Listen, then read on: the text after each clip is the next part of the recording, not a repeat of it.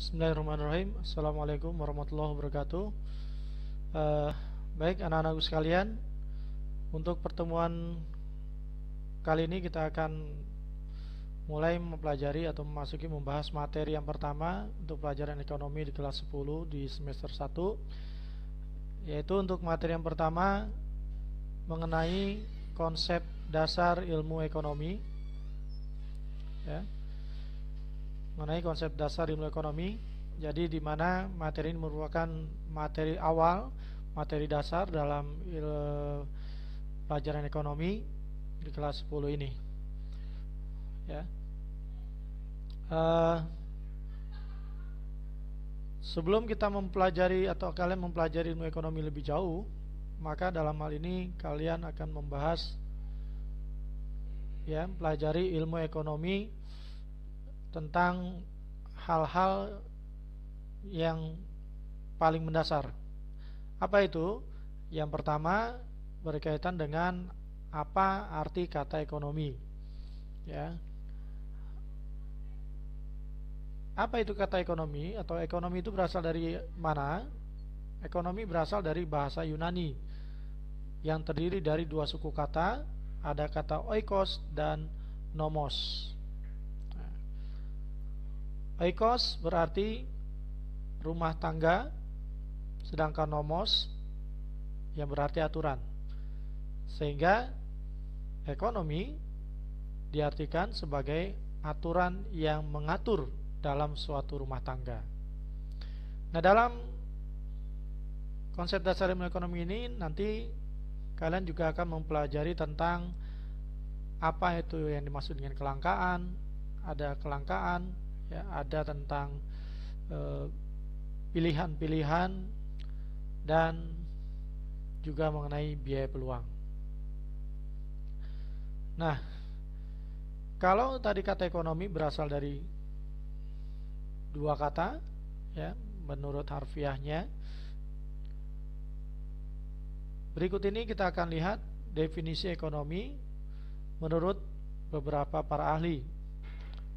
Di antaranya, ya, ada menurut Emanulang, yang mana beliau mengatakan ilmu ekonomi adalah suatu ilmu pelajari masyarakat dalam usahanya untuk mencapai kemakmuran, di mana suatu kemakmuran baru bisa dicapai jika manusia itu dapat memenuhi kebutuhannya, baik yang berupa barang maupun jasa. Jadi manusia yang dikatakan makmur apabila manusia ini mampu dan bisa memenuhi kebutuhannya, baik berupa barang maupun jasa. Dan yang berikutnya ada menurut Amwal. Ini tidak terlalu berbeda jauh, ya. Kita lihat yang selanjutnya. Nah, dari gambaran tersebut, dari kata ekonomi berdasarkan kata-kata ekonomi itu sendiri dan juga menurut para ahli, maka bisa disimpulkan di mana bahwa ilmu ekonomi adalah suatu ilmu yang mempelajari tingkah laku manusia dalam memenuhi kebutuhan hidupnya guna mencapai kemakmuran, ya. Jadi diharapkan, ya, dengan demikian setelah kalian mempelajari ilmu ekonomi ini, ya, maka kalian dapat memenuhi kebutuhan hidup kalian, ya, sehingga kita bisa mencapai kemakmuran baik berupa barang maupun jasa yang bisa kalian penuhi tadi. Dan siapa tokoh yang pertama menulis tentang ekonomi? Yaitu adalah Aristoteles yang berasal dari Yunani. Tadi kita sudah kemukakan di awal. Dan kemudian dikembangkan oleh seorang ahli ekonomi yang modern, yaitu pada tahun 1776 ada Bapak Adam Smith yang mengemukakan teorinya tentang ekonomi dalam sebuah buku yang berjudul The Wealth of Nations. Sehingga dikatakan Bapak Adam Smith dikatakan sebagai Bapak Ekonomi karena beliau dianggap sebagai pencetus dari ekonomi modern, ya. Nah, berikutnya Ya, dalam konsep dasar ilmu ekonomi, yang perlu kalian ketahui di sini adalah bahwa dalam masalah ekonomi ada dua hal yang saling terkait, saling berhubungan, ya, sehingga kedua hal ini menjadi masalah yang sampai hari ini, sampai detik ini, bahkan mungkin ya sampai saat ini, dan bahkan mungkin sampai di waktu yang nanti akan datang, itu tidak akan pernah ada habis-habisnya. Yaitu apa? Masalah yang pertama berkaitan dengan masalah kebutuhan. Siapa yang tidak punya kebutuhan? Ya. Manusia mana yang tidak punya kebutuhan? Siapa? Kalau bisa kita tanyakan. Ya. Tidak ada satupun manusia di muka bumi ini yang tidak mempunyai kebutuhan. Saya yakin itu.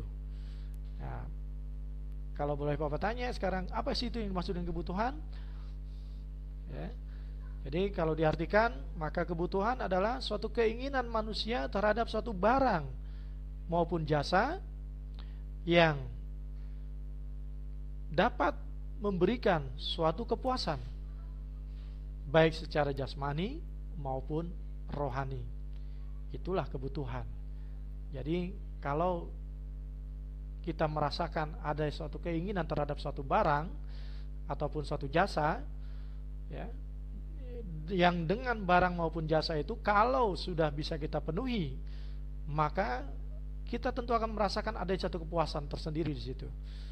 Ya, contoh misalkan kalau kita butuh ya handphone baru, kita mampu dan bisa membeli handphone baru tersebut, pasti akan ada satu kepuasan yang kita rasakan di situ.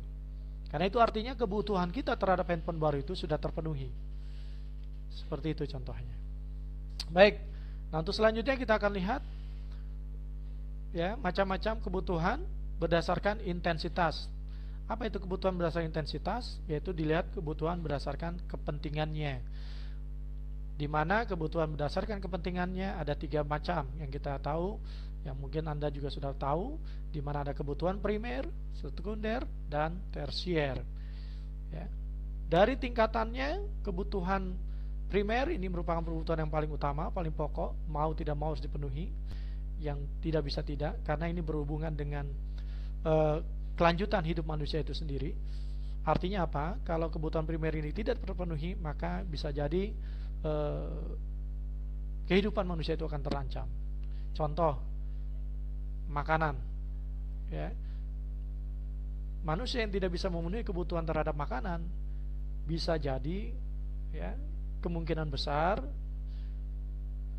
maka kehidupannya akan terancam. Ya, sehari 2 hari dia tidak makan, ya kita akan lihat berikutnya 3 hari dan seterusnya, sampai berapa lama dia akan bisa bertahan hidup dan lain sebagainya. Itu contoh dari kebutuhan primer. Sekunder, kebutuhan yang melengkapi dari kebutuhan primer.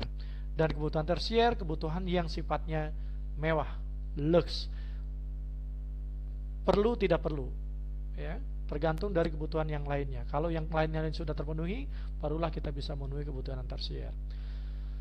Contoh-contohnya nanti bisa kalian cari sendiri ya. Yang kedua ada kebutuhan menurut sifatnya. Ada kebutuhan menurut sifatnya dari kebutuhan jasmani dan kebutuhan rohani. Jasmani yang artinya memenuhi kebutuhan sifatnya fisik, dan kebutuhan rohani artinya sifatnya dalam. Ya. Yang ketiga ada kebutuhan menurut waktunya. Ada kebutuhan sekarang dan akan datang. Ya, jelas saya kira untuk waktunya ada kebutuhan yang sekarang, ada kebutuhan yang akan datang. Tentu kalian pahami itu. Dan yang keempat ada kebutuhan menurut subjeknya. Menurut subjeknya ada kebutuhan pribadi dan kebutuhan bersama.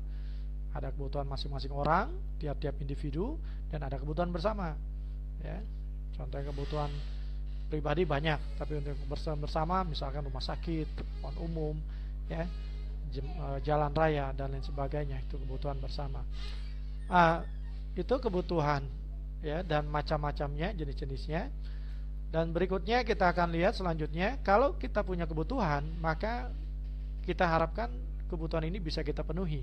Dengan apa tadi? Ada yang berupa barang maupun jasa. Oke. Nah, setelah kita mengetahui macam-macam barang atau kebutuhan, ya, macam-macam kebutuhan, maka kita perlu mengetahui alat untuk memenuhi kebutuhan tersebut atau alat pemuas kebutuhan. Tadi sebagaimana yang sudah kita sampaikan di awal, di mana kebutuhan artinya adalah suatu keinginan manusia terhadap suatu barang maupun jasa, ya, yang dapat memberikan kepuasan baik secara jasmani maupun rohani. Nah, oleh karena itu sekarang kita akan lihat apa saja yang menjadi alat pemuas kebutuhan. Di mana tadi alat pemuas kebutuhan berarti terbagi menjadi dua macam. Ada berupa barang, ada yang berupa jasa. Ya, pada umumnya berupa barang.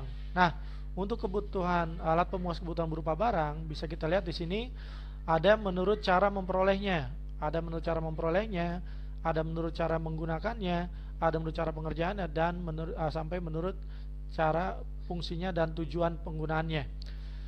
Oke, untuk yang pertama menurut cara memperolehnya atau sifatnya, ada barang ekonomi atau barang-barang bebas. Barang ekonomi artinya adalah barang yang jumlahnya terbatas dan untuk memperolehnya kita membutuhkan suatu pengorbanan. Apa itu pengorbanannya? Baik berupa uang yang harus kita keluarkan untuk memperoleh barang tersebut, ataupun juga butuh tenaga maupun waktu. Ya, biasanya kita kalau untuk barang ekonomi kita perlu membayar. Nah, itu berarti ada pengorbanan. Nah, itu adalah barang ekonomi. Sementara untuk yang barang bebas, itu artinya barangnya tidak terbatas dan jumlah untuk memperolehnya tidak membutuhkan pengorbanan. Artinya apa? Kita tidak perlu repot-repot membayar, ya, mungkin juga tidak perlu mengeluarkan waktu dan tenaga, kalaupun ada hanya sedikit lah. Contoh misalkan udara, ya, kalau kita ingin bernafas kita nggak perlu bayar, dan untuk bernafas kita hanya mengeluarkan tidak membutuhkan tenaga yang banyak, ya, hanya tinggal mengeluarkan atau menghirup napas, ya, dari hidung kita dan sebagainya. Terus yang kedua, menurut cara penggunaannya. Menurut cara penggunaannya, ada barang substitusi dan barang komplementer. Di mana barang substitusi itu merupakan barang yang digunakan secara bergantian, artinya bisa menggantikan dari kebutuhan barang yang lain. Ya, contoh kalau kita tidak punya kompor gas, ya kita bisa menggunakan kompor dengan menggunakan listrik misalnya, atau juga yang lebih di bawahnya kita menggunakan kompor dengan menggunakan minyak tanah. Sementara ya, contoh yang lain untuk barang substitusi nanti yang lainnya silahkan dicari sendiri. Sementara yang kedua ada barang komplementer, di mana barang komplementer berarti adalah yang penggunaannya digunakan secara bersamaan, artinya dia tidak bisa digunakan sendiri. Contoh, ya, kendaraan bermotor. Kendaraan bermotor tidak akan mungkin bisa kita gunakan tanpa ada bahan bakar. Ya, tidak dilengkapi dengan bahan bakarnya. Itu barang komplementer. Yang ketiga ada menurut cara pengerjaan, ada barang mentah atau bahan baku. Yang kedua ada barang setengah jadi, dan yang ketiga adalah barang jadi. Barang mentah ini adalah barang yang masih merupakan bahan baku, ya, yang nanti akan digunakan untuk proses produksi. Yang setengah jadi sudah melalui proses produksi walaupun belum sampai menjadi suatu produk jadi. Dan yang ketiga adalah barang jadi yang betul-betul sudah menjadi suatu produk. Terus yang keempat menurut wujudnya, ada barang konkret dan barang abstrak. Barang konkret ini berarti barang yang nyata, terlihat atau kelihatan. Yang kedua barang abstrak artinya barang yang sifatnya tidak nyata. Nah, disinilah masuknya kategorinya. Kalau Anda bertanya apa sih yang termasuk dalam contoh barang abstrak, ya salah satu contohnya itu adalah barang berupa jasa tadi, ya, alat pemuas kebutuhan yang berupa jasa. Ataupun juga bisa jadi contoh barang abstrak adalah barang yang hanya yang diberikan berupa sampel atau contohnya saja, ya, barangnya tidak berada di satu tempat atau di tempat tersebut. Itu juga bisa dikatakan sebagai barang abstrak. Dan yang terakhir, barang menurut fungsi atau tujuan penggunaannya. Barang menurut penggunaannya, tujuan penggunaannya ada dikatakan sebagai barang konsumsi dan ada yang termasuk dalam barang produksi.